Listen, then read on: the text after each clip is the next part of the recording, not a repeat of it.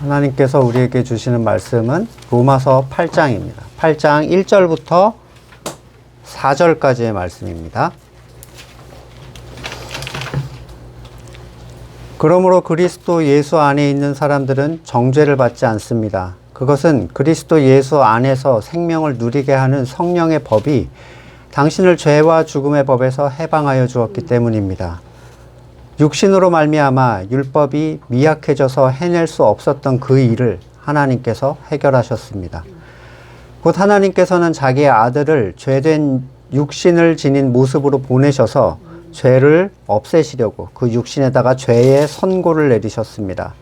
그것은 육신을 따라 살지 않고 성령을 따라 사는 우리가 율법이 요구하는 바를 이루게 하시려는 것입니다. 아멘. 로마서 8장. 이 8장은 로마서의 핵심장으로 알려져 있습니다. 이 보석 같은 장의 주제에 대해서 마틴 로이드 존스 목사님은 성도의 성화가 아니라 성도의 안전함을 얘기하는 장이다, 이렇게 얘기를 해요. 실제로 성도에게 있어서 성화보다는 안전함이 훨씬 중요한데, 성화는 나아가야 할 과정이고 단계죠. 하지만 안전함은 한 번에 이루어지는 보장입니다. 안전함은 칭의에 관한 문제이고 모든 거듭난 사람에게 이미 일어난 일입니다. 그에 비해서 성화는 나아가야 할 방향, 목표지만 그가 더디거나 불완전하다고 해서 안전함에 문제가 발생하지 않아요. 따라서 만약에 성도가 안전함에 문제가 발생하면 다른 모든 부분에서 문제가 생길 수밖에 없습니다. 왜냐하면 불안하면 그 불안함을 해소하기 위해서 그가 뭔가 해야 돼요. 안전하지 않다라고 생각을 하면 그는 문제가 발생하는 거죠. 따라서 바울이 오늘 본문에서 말하는 이 결코 정죄함이 없다는 선언은 거듭난 성도에게 자신의 불완전함으로부터 오는 어떤 불안감들, 그걸 해소해주고 팍팍하기만 한 광야의 여정을 이겨낼 수 있는 귀한 등불이 됩니다. 그러므로라는 접속어, 언제나 강조하는 접속어예요. 앞의 내용이 뒤의 내용의 전제가 된다라는 걸 얘기해 주죠. 이 전제가 분명하게 이해되지 않으면 뒤의 내용이 힘을 가질 수가 없습니다. 예를 들어 노예인 사람이 있는데 제가 그 값을 치러주면서 자유인이 되게 해줬어요. 근데 그 모든 내용을 다 말해줍니다. 근데 알아듣지 못하고 있다가 넌 자유야 라는 얘기만 들은 거예요. 법적으로는 완전한 자유인인데 자신을 위해서 치른 가치가 뭔지, 적용의 범위가 뭔지, 왜 주인은 그럼에도 불구하고 나를 계속 위압적으로 쳐다보는지, 내가 이것을 벗어나게 되면 혹시라도 해를 입게 되는지 전혀 알 수가 없어요. 그러면 그는 그냥 노예로 살게 됩니다. 그가 생각하는 자유는 주인도 친절하게 내보내주고 나도 자유인의 삶에 단번에 적응해서 살아가는 그런 그림인데 실상이 전혀 그렇지 않거든요. 아무리 그가 스스로 결코 정죄함이 없다고 1000번 만번 되뇌어도 이 귀한 가치가 그에게 힘을 발하기가 어렵습니다. 앞에 대한 전제에 대한 이해가 없기 때문에 그런 거예요. 앞에 있는 전제가 결과에 대한 분명한 확신을 그에게 줄 수 있습니다.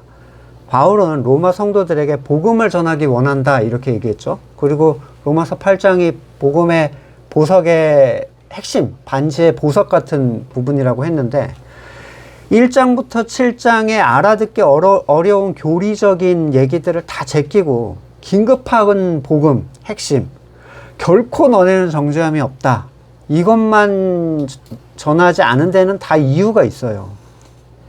이게 중요하니까 이것만 알면 된다라고 얘기할 수가 없는 거죠. 이 7장까지의 내용이 이걸 받쳐주고 있는 기둥 같은 거예요. 여러 주석책들을 제가 살펴보는 중에 어떤 주석가는 이렇게 썼더라고요. 바울이 혼란을 느끼고 있다.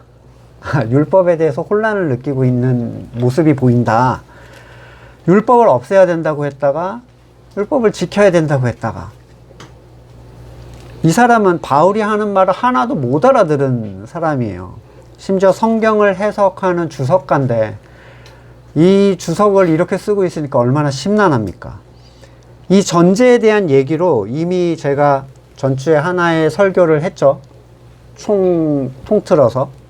그래서 더 앞장의 내용에 대해서는 길게 설명하지 않고 넘어가겠습니다. 앞에 내용은 영적인 죽음, 죄, 그게 뭔지, 완전한 죄인에게 떨쳐지는 율법의 힘이 뭔지, 그리고 옛사람의 죽음, 그리고 거듭남의 현상, 은혜의 지배, 그럼에도 불구하고 성도 안에 여전히 거하는 죄. 이 너무 많은 내용이 전제로 담겨 있어요. 그래서 바울은 이 전제를 말한 후에 드디어 우리가 그렇게 기다리던 선언을 해줍니다. 그러므로 그리스도 예수 안에 있는 사람들은 정죄를 받지 않습니다. 이 얘기 하려고 그렇게 긴 얘기를 한 거예요. 그리스도 예수 안에 있는 사람들에게만 적용되는 놀라운 선언이죠. 정죄를 받지 않는다. 게다가 이 선언은 우리가 앞에서 보았듯이 옛사람의 습성에 끌려다녀서 사탄의 참소에 지치고 지친 사람들에게 엄청난 안정과 위로가 돼줍니다. 이 안전함의 선언은 로마서 8장 마무리까지 계속 이어지는 내용이에요. 8장 39절 보시면 높음도 깊음도 그 밖에 어떤 피조물도 우리를 우리 주 예수 그리스도 안에 있는 사람들, 그 안에 있는 하나님의 사랑에서 끊을 수 없습니다. 아무것도 예수 안에 있는 존재에는 영향을 끼치지 못한다. 예. 이 로마서 8장 전체가 성도의 안전함에 대해서 선포를 하고 있는 거예요. 그것을 얻어내야 한다는 게 아니라 이미 그렇게 되었다라는 완전한 선언인데, 정죄로 번역되는 카타크리마는 심판을 얘기해요. 근데 이 심판이 하나님의 기준으로 판단되는 공의의 심판이에요. 그래서 세상에 속한 존재는 누구도 피해갈 수 없어요. 이 유죄 선언을 피할 수 없다는 얘기인데, 세상에 속한 사람들에게 있어서 심판의 기준은 자기의 선악의 기준을 따라서 내가 착하게 살았냐 나쁘게 살았냐 이거잖아요. 근데 이 하나님의 심판의 핵심은 창조주의 주권을 무시하고 네가 주권자가 된 자들에 대한 심판인 거예요. 그가 스스로 생각하기에 착하게 살았든 악하게 살았든 그건 하나님의 심판대 앞에서는 아무 상관이 없습니다. 그러나 성도는 이러한 심판으로부터 완전히 안전한데 적용 자체가 안 들어가기 때문이에요. 이유는 앞에서 여러 번 설명을 드렸어요. 그러나 우리 바울 형님은 역시 이걸 아무렇게나 적용하려는 사람들에게 브레이크를 확실하게 밟아주셨어요. 물론 그 브레이크를 전혀 신경 쓰지 않고 적용만 하려고 하는 사람들도 있지만, 설교자가 이걸 분명하게 얘기해 준다면 절대로 편하게 적용할 수 없습니다. 이 엄청난 선언은 누구에게 하는 거죠? 오직 그리스도 예수 안에 있는 사람들에게만 적용되는 거예요. 1절 그리고 39절에서 그 적용 범위가 항상 뭐라고 했어요? 그리스도 예수 안에 있는 자들. 그러면 그리스도 예수 안에 있는 사람들은 어떤 사람들인가를 알아야 될 거 아니에요. 저는 이게 굉장히 중요하다고 생각해요. 네, 다 이렇게 정죄함이 없다는 거에만 집중을 하는데 이 적용 대상이 굉장히 중요한 거예요. 요한 1서 2장 6절 하나님 안에 있다고 하는 사람은 자기도 그리스도께서 사신 것과 같이 마땅히 그렇게 살아야 합니다. 그게 하나님 안에, 그리스도 안에 있는 사람인데, 그리스도 안에 있다는 것은 그분의 삶을 살아가는 것을 의미하는 거지, 교회를 다니거나 종교 행위를 하거나 착하게 사는 걸 얘기하는 게 아니에요. 그러면 그리스도께서 살아가신 방식이 무엇인가? 간디가 이런 말을 했대요. 나는 예수를 사랑한다. 그러나 기독교인은 싫어한다. 왜냐하면 그들은 예수를 닮지 않았기 때문이다.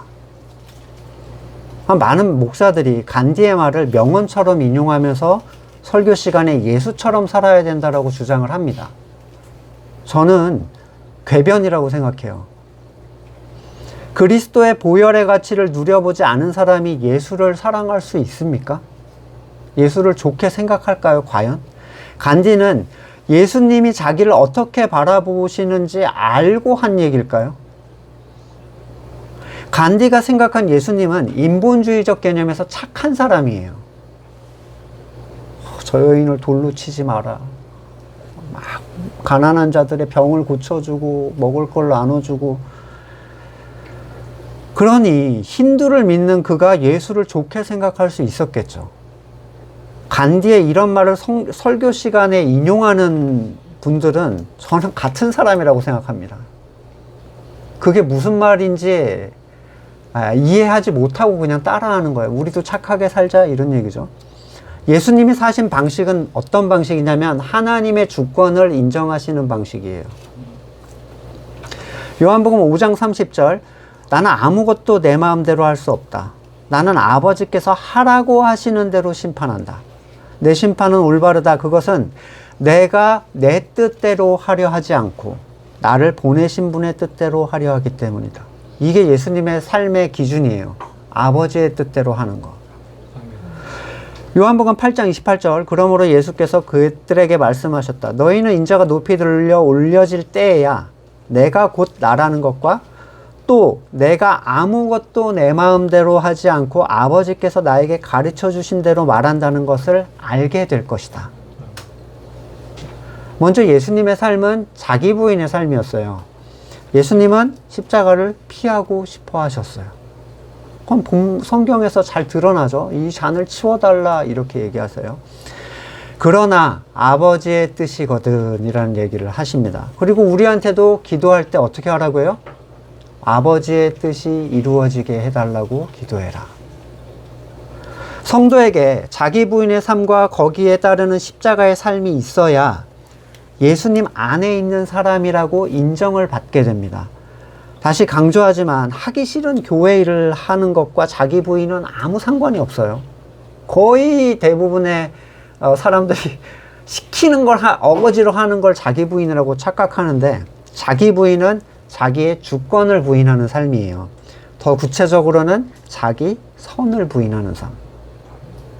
두 번째 사도 요한이 말했던 부분, 아까 요한 1서 2장 이어서 보시면 2장 7절에 사랑하는 여러분, 내가 여러분에게 써보내는 것은 새 계명이 아니라 여러분이 처음부터 가진 옛 계명입니다. 그 옛 계명은 여러분이 들은 그 말씀입니다. 나는 다시 여러분에게 새 계명을 써보냅니다. 이 새 계명은 하나님께도 참되고 여러분에게도 참됩니다. 어둠이 지나가고 참빛이 벌써 비치고 있기 때문입니다. 그래서 뭐라고 얘기하냐면 빛 가운데 있다고 말하면서 자기 형제 자매를 미워하는 사람은 아직도 어둠 속에 있습니다. 자기 형제 자매를 사랑하는 사람은 빛 가운데 머물러 있으니 그 사람 앞에는 올무가 없습니다. 예수님께서 사셨던 삶은 하나님께서 택하신 자를 사랑하는 삶이었어요. 이 사랑은 하나님께서 택하신 자, 그 안에 하나님의 영이 있는 사람들에 대한 초점을 가지고 있고 단지 세상 의미에서의 등록교인이나 세례교인을 의미하는 게 아닙니다. 자, 요한복음 10장 27절, 내 양들은 내 목소리를 알아듣는다. 나는 내 양을 알고 내 양은 나를 따른다. 나는 그들에게 영생을 준다. 제한적이에요. 그들은 영원토록 멸망하지 아니할 것이요 또 아무도 그들을 내 손에서 빼앗아가지 못할 것이다. 그들을 나에게 주신 내 아버지는 마녀보다 크시다. 아무도 아버지 손에서 그들을 빼앗아가지 못한다. 네. 요한복음 6장 37절에도 아버지께서 내게 주시는 사람은 다 내게로 올 것이요. 우리의 노력과 여부와 전혀 상관없어요. 그냥 하나님이 깨우시면 무조건 예수 그리스도를 향하게 돼 있어요. 또 내게로 오는 사람은 내가 물리치지 않을 것이다. 항상 말씀드리는 강조점이지만 거듭난 사람에 대한 정의가 분명해야 형제 사랑이 뭔가 시작이 될 수 있어요. 죽고 살고 등록교인을 사랑하려고 해봤잖아요. 우리가 해보셨죠? 형제 사랑하라고 해서 뭐 옆에 사랑합니다 하고 마음도 없는데 막 어색하게 막 했죠. 불가능합니다. 그 사랑 자체가 불가능한데, 거듭난 사람은 자기 선악의 주권을 주장하던 생명이 죽은 사람들이에요. 그런 이유에서 스스로 의를 취하던 모습이 사라진 또는 사라져 가는 사람들의 모습이에요. 이런 사람들이 모여 있는 곳을 교회라고 합니다. 지금처럼 자기 선을 얻어내기 위해서 또는 의를 쌓는 장으로서의 교회는 예수님께서 사셨던 삶을 따를 수도 없고, 그리고 우리에게 주신 새 계명을 행할 수 있는 사랑의 대상이 거의 존재하지 않아요. 물론 거기도 깨어나는 사람이 있겠지만 찾으려고 해도 찾을 수가 없다는 거죠. 그리고 그곳에 깨어서 신앙생활을 바르게 할 수가 없습니다. 왜냐하면 추구하는 방향이 완전 다르게 가거든요. 그 사람이 만든 시스템 자체가 자유함과 생명을 부정해요. 근데 거기서 어떻게 따라가겠어요? 세상적 사랑은 이 예수님이 말씀하신 사랑에 포함되지 않아요. 악한 자도 자기의 가족, 자기의 유익이 되는 사람들을 사랑합니다.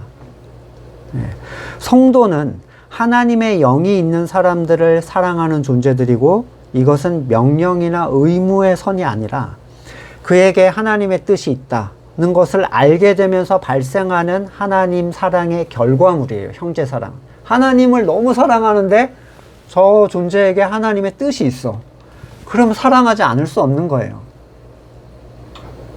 하나님 사랑과 형제 사랑은 분리되지 않습니다. 따로 행해야 되는 종류의 것이 아니에요. 하나님을 정말 사랑하면 참된 형제 안에 있는 하나님의 뜻과 그 생명을 사랑할 수밖에 없어요. 요한복음 13장 34절. 이제 나는 너희에게 새 계명을 준다. 서로 사랑해라.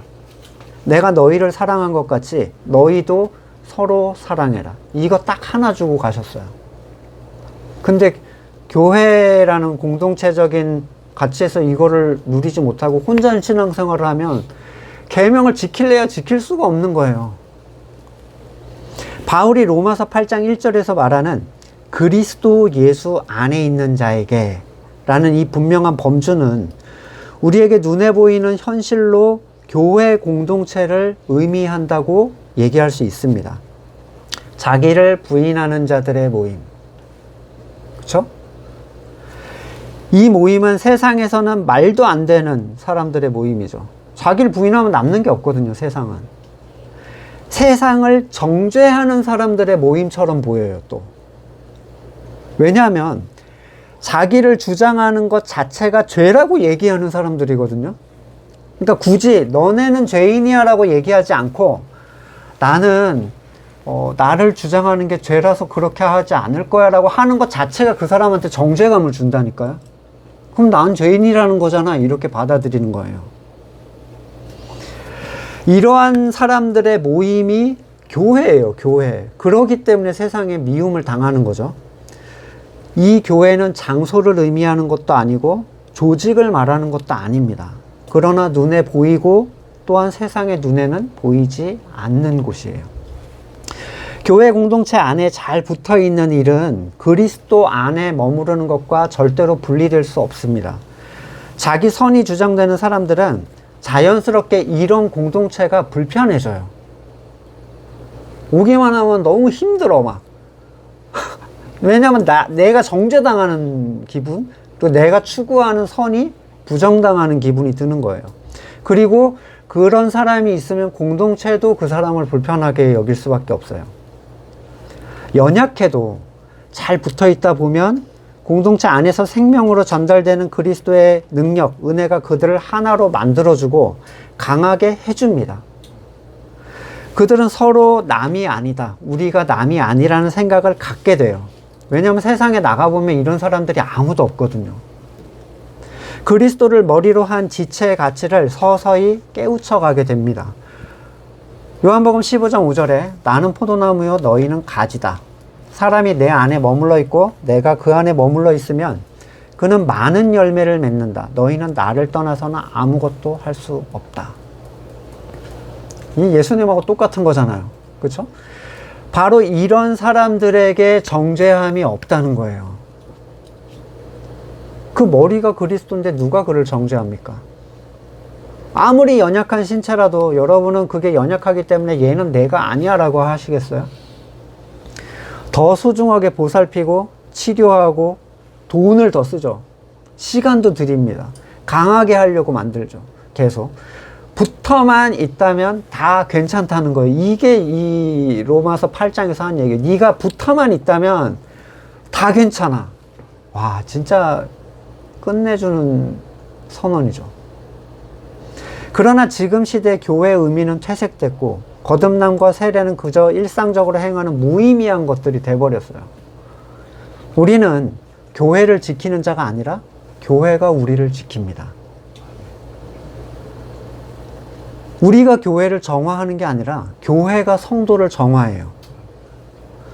우리가 그리스도의 가치에 잘 붙어 있기만 하면 교회는 성도를 안전하게 지켜줍니다. 우리가 뭐라고 주님의 교회를 지키자, 주님 교회를 새롭게 하자 이렇게 얘기를 하겠어요. 머리가 몸을 지키고 몸은 머리를 통해서 세워져 가게 됩니다. 2절, 이 결코 정죄함이 없다는 선언에 대해서 바울이 뒤에서 그 이유를 분명하게 설명해 주는데, 예수 그리스도 예수 안에서 생명을 누리게 하는 성령의 법이라는 게 있죠. 이것이 죄와 죽음의 법에서 성도를 해방해 줬기 때문이다 이렇게 얘기해요. 로마서에서 21개 절에서 성령이 언급돼요. 로마서 전체에서 21개의 절에서 언급되는데 8장에서만 10개 절이 성령을 언급합니다. 그러니까 절반을 8장에다 몰아 넣어놨어요. 그래서 성령의 장이다 라고 표현을 해도 거의 뭐 무리가 없습니다. 성령 없이는 설명될 수 없는 장이에요. 근데 이 말은 성령을 이성적으로 풀어서 설명할 수 있다라는 게 아니라 성령을 받지 않은 사람들은 이해할 수 없는 장이라는 거예요. 고린도전서 2장 9절, 성경에 기록된 바 눈으로 보지 못하고 귀로 듣지 못한 것들, 사람의 마음에 떠오르지 않는 것들을 하나님께서는 자기를 사랑하는 사람들에게 마련해 주셨다는 것과 같습니다. 하나님께서는 성령을 통하여 이런 일들을 우리에게 계시해 주셨습니다. 성령은 모든 것을 살피시니 곧 하나님의 깊은 경륜까지도 살피십니다. 사람 속에 있는 그 사람의 영이 아니고서야 누가 그 사람의 생각을 알 수 있겠습니까? 이와 같이 하나님의 영이 아니고서는 아무도 하나님의 생각을 깨닫지 못합니다. 그러니까 뭐 신학교에 가면 그래요. 성령론 해가지고 성령의 뭐 특성, 성령님의 역할, 뭐 기능 뭐 이런 거 있잖아요. 그렇게 배워가지고 절대로 알 수 없다는 거예요. 그건 바다를 책으로 공부하는 사람이죠. 성령이 누구시고 어떻게 오셨고 어떤 일을 행하셨는지 우리가 사도행전에서 잘 봤잖아요. 실제적인 역사를. 그분은 오직 거듭난 자들에게만 주시는 선물이에요. 거듭난 자의 의미는 자기 선악을 부정하는 사람들입니다. 이런 사람들에게 성령이 오시면 세상은 알 수도 이해할 수도 없는 하나님의 생각을 알게 해주고, 이 하나님의 생각을 만약에 알았잖아요? 이걸 모르는 사람한테 우리가 풀어줘도 그 사람은 무슨 얘기인지 몰라요. 이거는 설명을 할 수가 없어요. 하나님의 생각을 알게 하시고 교회가 되게 하세요. 이 성령 연합시킨다는 거죠. 그래서 고린도전서 아까 보시는 대로 2장 12절 이어서 보시면 우리는 세상의 영을 받은 게 아니라 하나님에게서 오신 영을 받았습니다. 그것은 하나님께서 우리에게 은혜로 주신 선물들을 우리로 하여금 깨달아 알게 하려는 것입니다. 하나님이 주신 선물이 뭔지 성령을 받아야만 알 수 있어요. 우리가 이 선물을 말하되 사람의 지혜에서 배운 말로 하지 않고 성령께서 가르쳐 주시는 말로 합니다. 다시 말하면 신령한 걸 가지고 신령한 것을 설명하는 것입니다. 그러나 자연에 속한 사람, 성령 받지 않은 사람은, 거듭나지 않은 사람은 하나님의 영에 속한 일을 받아들이지 않습니다. 그런 사람에게 이런 일들이 어리석은 일이기 때문이고 이해할 수 없습니다. 이런 일은 영으로만 분별되기 때문입니다. 맨날 얘기하는 거잖아요. 그러면 아무것도 하지 말라는 얘기예요. 안 해봤더니 아무것도 안 되는데 그냥 이런 거예요. 그러니까 우린 해야 돼. 받지 않으니까 그런 거예요. 성령을 받지 않았기 때문에. 이러니 거듭나지 않은 사람들에게 아무리 우리가 이성적으로 복음을 설명해도 알아듣지 못하고 아까 그런 주석과 같은 얘기를 하는 거예요. 이성으로 판단하려고 하니까. 불편하게 생각하고. 이해의 문제가 아니라 생명의 문제입니다. 그러면 예수 그리스도 안에서의 의미라는 건 제가 설명드렸고, 거듭난 자에게 주시는 성령이 생명을 누리게 하는 법으로 죄와 죽음의 법에서 우리를 해방해 줬기 때문에 정죄함이 없다는 것인데, 단순히 죄와 죽음의 법은 나쁜 짓, 이렇게 생각하면 7장 하반부에 있는 바울이 죄와 자기를 분리하는 일을 절대로 설명할 수 없어요. 나쁜 짓을 하지 말아야 된다. 바울은 어떻게 했죠? 7장에서? 얘는 내가 아니야. 이렇게 해버렸어요. 성령의 법은 은혜의 법이거든요. 하나님께서 성도를 구원하시는 법, 방식. 이건 새 언약이고 구약에서 약속된 것의 성취예요. 반대로 죄와 죽음의 법은 스스로를 구원하는 법이에요. 자기의 선악의 기준을 따라서 내 의를 쌓아서 구원에 이르는 방식. 이걸 법이라고 하는 이유는 이 법에 갇힌 사람들은 절대로 스스로 빠져나갈 수가 없기 때문이에요. 앞에서 은혜의 지배, 죄의 지배로 이미 한번 설명했기 때문에 조금 빨리 넘어가겠는데, 성령의 법은 예수 그리스도 안에 있는 거듭난 사람들에게만 적용이 되고, 이 법이 적용된 사람들은 죄와 죽음의 법으로부터 그가 자유롭게 되는데, 이게 단순한 나쁜 행동을 하는 걸 멈추는 것을 의미하는 게 아니라는 사실은, 이게 필연적으로 율법과 관계됐다는 얘기 때문인데, 그렇게도 자기를 완전하게 통제했던 유대인들이 예수님을 얼마나 싫어했습니까? 예수님도 그들을 얼마나 불편하게 생각하셨어요? 그러니까 통제의 문제가 전혀 아닌 거예요. 3절에서 더 분명하게 성령의 법을 설명해 주는데, 자, 육신으로 말미암아 율법이 미약해져서 해낼 수 없었던 그 일이라는 게 있습니다. 이게 뭘 의미할까요? 아니, 육신이 연약하면 연약했지 왜 율법이 미약해졌다라고 할까요? 자, 하나님의 법은 미약하지 않아요. 근데 하나님의 법이 적용되는 인간이 너무 미약해요. 둘이 연합해서 뭔가가 가야 되는데 이쪽이 너무 쓰레기인 거예요. 연합했더니 결국 하나님의 법이 가진 힘을 옛사람이 그냥 무력화를 시켜버립니다. 율법의 중요한 특징은 율법의 특성을 지닌 존재들과 연합해서 힘을 써야 되는 것인데, 로마서 3장 19절, 율법에 있는 모든 말씀이 율법 아래 사는 사람들에게 말한 것임을 우리는 압니다. 그것은 모든 입을 막고 온 세상을 하나님 앞에 유죄로 드러내려는 것입니다. 자, 율법 아래 사는 사람들에게 하나님의 율법이 뭘 요구했죠? 거룩함을 요구했어요.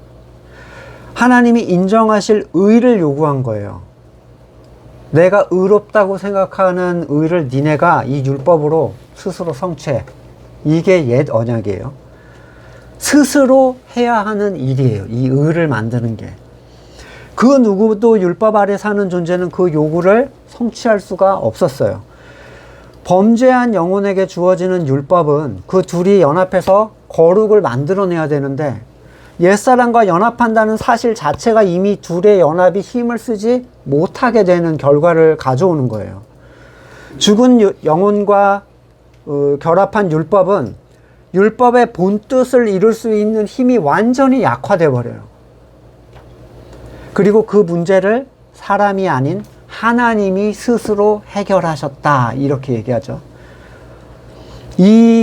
하나님께서 자기 아들을 죄된 육신의 모습을 지닌 그 인간으로 보내셔서 죄를 없애시려고 그 육신에다가 죄를 선고하셨다는 거예요. 자, 이 선고는 그리스도와 함께 연합한 십자가에 죽게 하신 성도의 옛사람이 포함된 선고예요.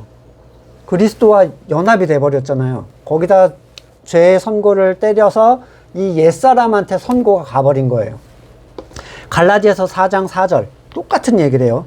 그러나 기한이 찼을 때 하나님께서 자기 아들을 보내셔서 여자에게 나게 하시고 또 율법 아래 놓이게 하셨습니다. 그것은 율법 아래에 있는 사람들을 속량하시고 우리로 하여금 자녀의 자격을 얻게 하시려는 것이었습니다. 이 갈라디아서는 누구한테 썼죠? 유대인이 아니라 이방인들이에요. 유대인이 꼬셔가려고 하는 이방인들. 근데 우리를 율법에서 구원하셨다는 얘기는 그들은 모세 율법 아래 있지 않았잖아요. 그러면 무슨 율법이겠어요? 우리가 말한 세 번째 관계된 율법이죠. 스스로 의를 추구하려는 그 본능, 그걸로부터 우리를 건져내신다는 거예요. 율법은 범죄한 영혼과 연합해서 본래의 힘이 약해져 버렸습니다. 근데 둘은 항상 함께 작용해요. 하나님의 법과 이 생명은. 율법이 옛사람과 작용하면 죄를 드러내는 역할까지가 전부예요. 의를 이루지는 못해. 딱 거기까지밖에 못해요. 근데 율법이 새 사람과 작용을 하면 그를 은혜로 향하게 할 뿐 아니라 의를 얻게 하고 또한 그리스도의 모습을 닮아가는 성화까지 이끌어내요. 따라서 필연적으로 하나님께서 죄를 없애시려고 옛사람에게 내리신 그 죄의 선고, 그 죽음의 선고가 있어야 그를 거듭난 신자다라고 우리는 얘기할 수 있습니다. 이건 의지적인 또는 이성이나 교육으로는 절대로 불가능한 거예요. 바울은 본문에서 그리스도의 육신의 죄의 선고를 내렸다라고 했는데 이 그리스도와 연합한 사람들은 다 이 선고를 받은 사람들이에요. 그냥 자기 암시 같은 방식이 아니라 앞에서 계속 반복했듯이 그 죽음의 현상이 그에게 나타나야 돼요. 죽음의 현상을 어떻게 얘기했죠? 착하게 사는 게 아니라 자기 선과 의에 대한 부정이에요. 여기에 선한 게 없음을 내가 인정하는 거. 이게 죽음의 현상이에요. 너무 별거 아닌 것 같죠? 의외로 이런 사람을 찾아볼 수가 없습니다. 얘기 꺼내보세요. 돌로 치려고 합니다. 본문은 분명히 이 일을 하나님께서 해결하셨다고 해요. 하나님께서. 너네가 하나님과 연합해서 뭐 했다 이런 게 아니라 끝내놔버렸다는 거예요. 여기에는 성도의 동의나 의견 따위가 전혀 고려되지 않습니다. 마른 뼈가 살아나는 일은 하나님의 대언을 통해서 생명이 들어가는 거지 마른 뼈한테 뭐 동의를 서를 하고 사인받고 이런 게 전혀 없어요. 오히려 생명이 들어간 사람에게 비로소 믿음이 발생하는 거죠. 요한복음 10장 25절 예수께서 그들에게 대답하셨다. 내가 너희에게 이미 말하였는데도 너희가 믿지 않는다. 내가 내 아버지의 이름으로 하는 그 일들이 곧 나를 증언해 준다. 근데 너희가 믿지 않는 것은 믿음이 연약해서가 아니라 너희가 내 양이 아니기 때문이다. 무시무시한 얘기를 해버리시는 거죠. 그러니까 너네는 믿지 않지만 너네 스스로 어떻게 할 수도 없어. 왜냐하면 너네 양이 아니기 때문에 그런 거니까. 내 양들은 내 목소리를 알아듣는다. 나는 내 양들을 알고 내 양들은 나를 따른다. 나는 그들에게 영생을 준다. 그들은 영원토록 멸망하지 아니할 것이요 또 아무도 그들을 내 손에서 빼앗아가지 못할 것이다. 아무도 아버지의 손에서 그들을 빼앗아가지 못한다. 예수님께서 믿지 않는 것은 양이 아니기 때문이지 믿음이 약하기 때문이 아니라고 얘기하셨어요. 오히려 믿음의 약함은 양들에게 발생하는 거예요. 하나님께서 이루신 이 옛사람과 그리스도의 연합으로 죽은 그 죽음, 그리고 그리스도와 다시 살아난 성도의 새 생명을 통해서 이루시려는 목적이 뭔가요? 4절 보시면 육신을 따라 살지 않고 성령을 따라 사는 우리가 율법이 요구하는 바를 이루게 하기 위함이다라고 얘기하죠. 자, 다시 한번 생각할 게 있어요. 육신을 따라 사는 것과 성령을 따라 사는 것의 구별은 어떻게 해야 되죠? 바울은 단지 생각을 분석해서 그 목적을 분석하려는 것보다 더 분명한 기준을 우리한테 제공하고 있는데 율법이 요구하는 바를 이루려는 목적으로 이걸 우리는 분별해야 되는 거예요. 율법이 요구하는 바를 잘 알아놓으면 다른 거는 막 이건 뭐 하나님이 주신 생각인가 아닌가 이걸로 우리가 판단하는 것보다 더 분명하다는 거예요.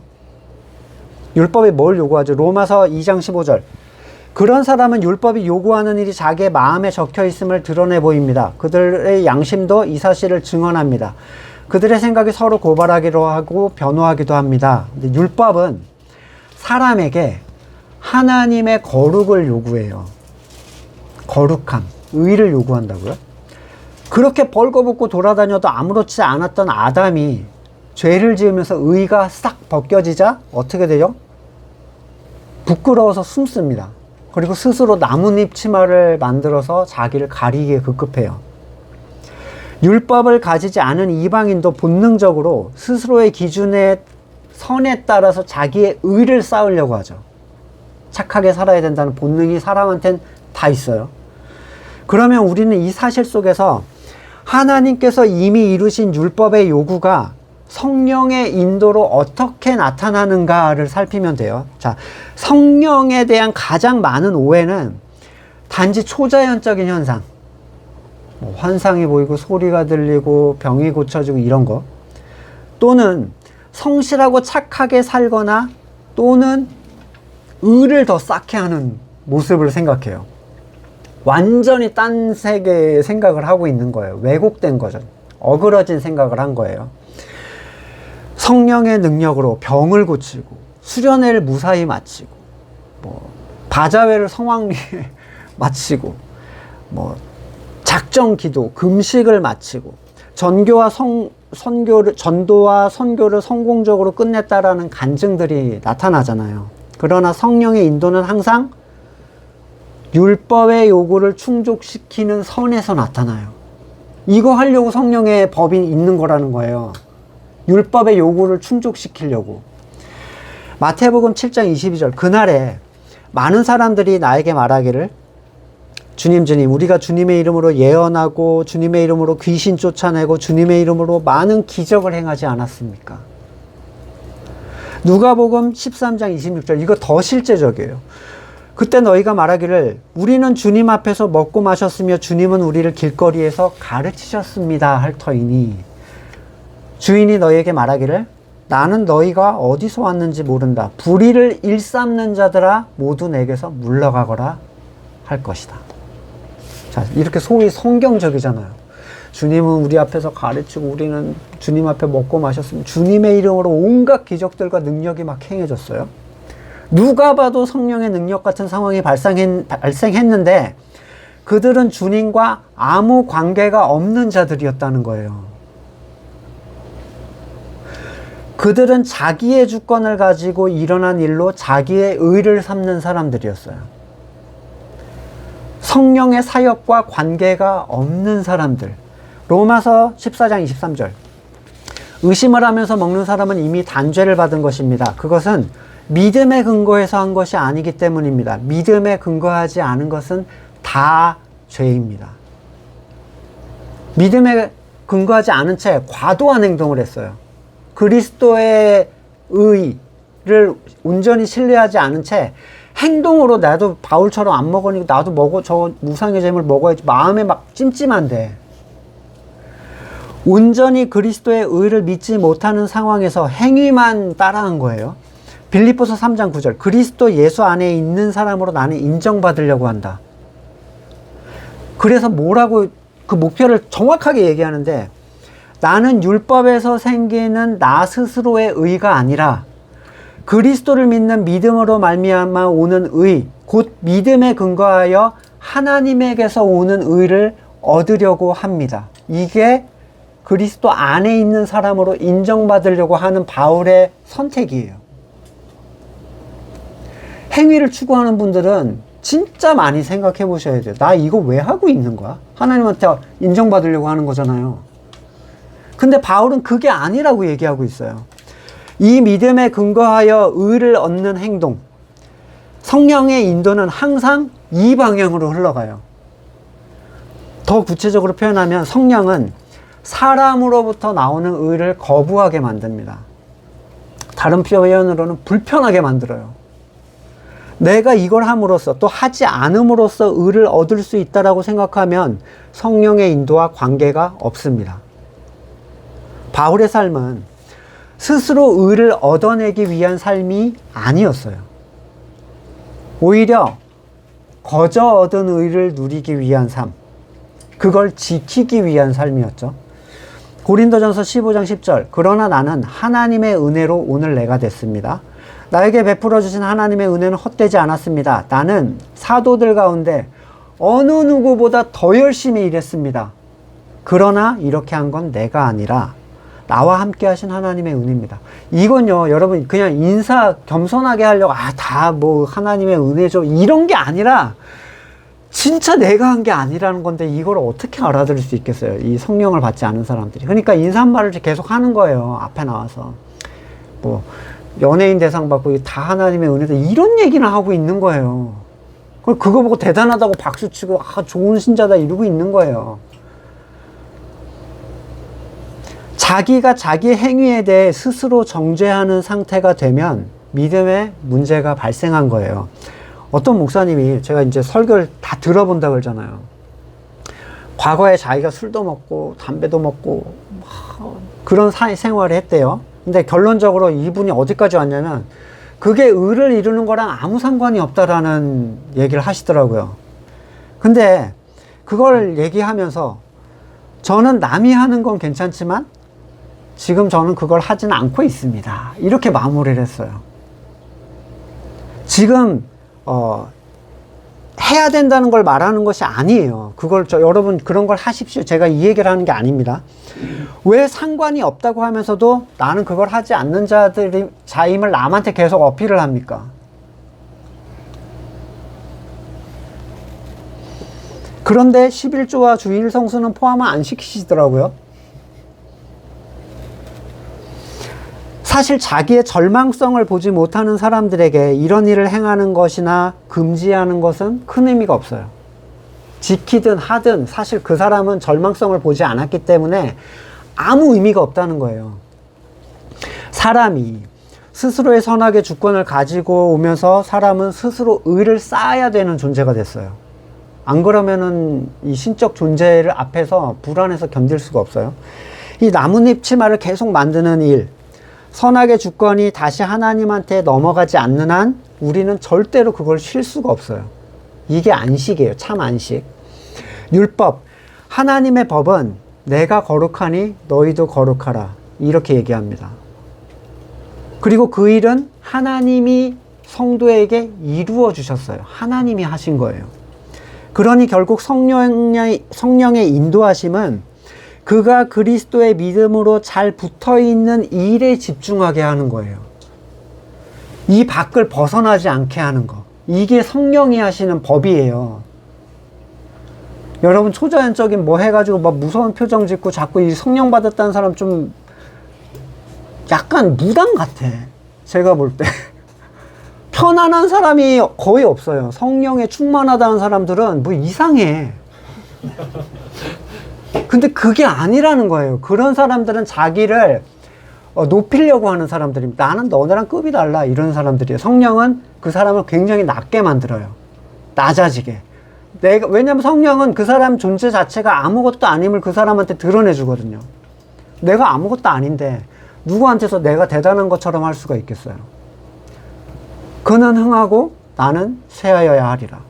그게 성령 충만한 상태예요. 그래서 이 그리스도에게 잘 붙어 있게 하는 것, 그게 성령이 하시는 일이고, 그런 사람이 교회로 연합하게 하시는 일, 성장하게 하시는 일, 그리스도의 몸된 교회로서 하나님의 일하심을 보게 하시는 일. 네가 해라가 아니라 봐봐, 하나님이 너한테서 일하고 계셔. 깜짝 놀랬지. 진짜였네 라고 고백하게 만드는 거예요. 굉장히 분명한 사실이죠. 이게 앞뒤가 맞는 얘기예요. 마가복음 1장 44절, 예수께서 그에게 말씀하셨다. 아무에게 아무 말도 하지 마라. 가서 제사장에게 네 몸을 보이고 네가 깨끗하게 된 것에 대해 모세가 명령한 것을 바쳐서 사람들에게 증거로 삼아라.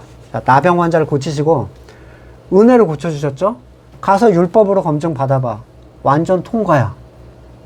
은혜는 율법을 완전히 포함해요. 은혜가 부여된 자는 율법에 걸릴 게 하나도 없습니다. 은혜가 거저 주시는 의는 율법이 요구하는 의를 채우고도 남음이 있어요. 왜냐하면 그 은혜의 주체가 율법의 근원이신 하나님이시니까. 그걸 해결하려고 주신 건데 못 채우면 말이 안 되죠. 오늘 본문은 성도에게 주신 칭의라는 안전함이 그리스도 예수 안에 있는 자들에게 주시는 안전함이고 그 가치이고, 성령의 음성은 반드시 이 중심을 따라서 우리에게 주어진다는 사실을 얘기합니다. 그러니까 이 뒤에 성령의 음성, 마음의 생각, 여기에서 산으로 가버리는 사람들이 있어요. 완전히 엉뚱한 대로. 우리가 그리스도의 몸된 교회에 연합하고 서로 사랑하면서 살아갈 때 율법의 요구의 완성, 율법의 완성이죠. 사랑이 우리 안에 이루어지게 될 거예요. 그 어떤 우리의 연약함도 우리를 하나님의 사랑에서 끊지 못할 것임을 분명하게 얘기하고 있습니다.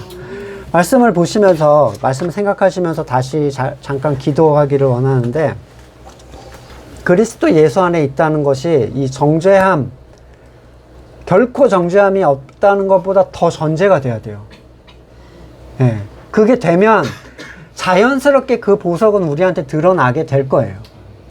그래서 내가 그리스도 안에 있다라는 의미에 대해서 우리가 깊이 한번 생각을 해보시고, 예. 그리고 그 사랑이 우리한테 이루어질 때 그 안전함의 보장, 어떤 것도 끊어내지 못한다라는 것, 특별히 우리의 연약함이 그걸 끊어내게 못한다라는 사실을 기억하면서 이 안전함을 우리가 함께 누려갈 수 있기를 원합니다.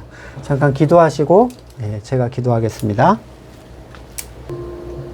하나님의 선보다는 자기의 선을 추구하고 하나님이 주신 의보다는 스스로의 의를 쌓으려 했던 우리를 죽음에서 건지시고 예수 그리스도 안에 거하게 하심을 감사드립니다. 온전히 그리스도 안에 붙어 있음으로써 그 생명의 결과가 우리에게 흘러나오기를 기대합니다. 그리스도 안에서 자라게 하시고 사랑하게 하시며 더 깊이 연합하게 하셔서 허락하신 그 완전한 안전함을 우리가 기쁨으로 누릴 수 있도록 은혜를 베풀어 주시옵소서.